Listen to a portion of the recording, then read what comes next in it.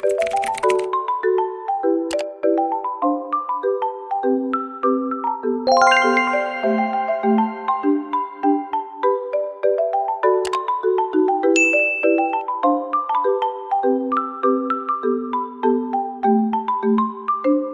guys, welcome to my YouTube channel.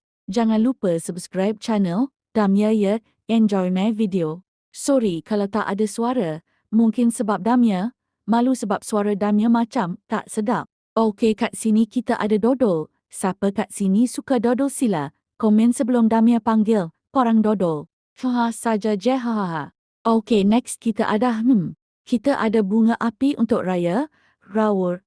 Salah, kita boleh main mercun raya waktu malam sebelum esok Dan kita ada makanan free untuk korang semua ya ye. Banyak ni makanan mesti sedap. Yummy ke.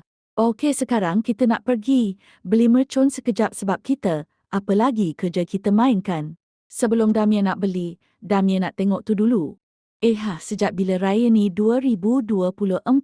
Bukan tahun ni, kita raya 2025 dan salah tarikh ni. Aku rasa ni raya tahun lepas kot. Hang tak belah Damya nak beli sekarang mercun. Ye mercun siu.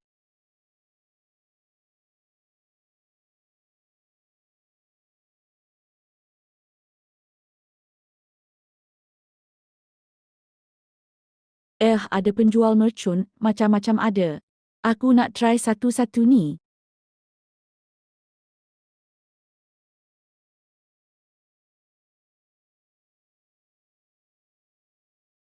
Hang nak pilih yang mana ni? Okey, yang ni ya.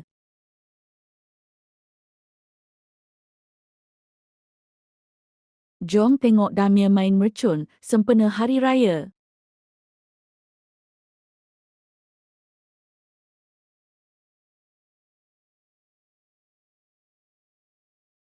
Nak beli lagi?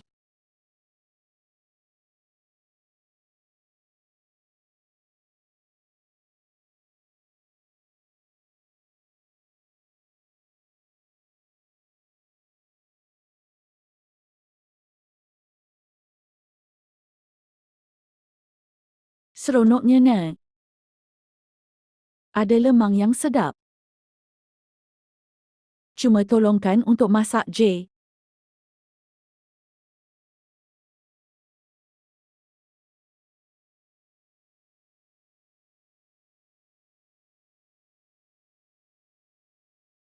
Kawasan kubur orang yang tiada.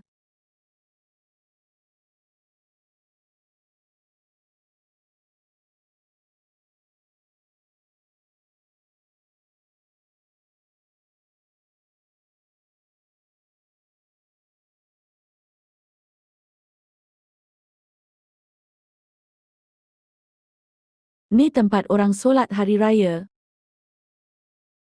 Untuk perempuan pun ada.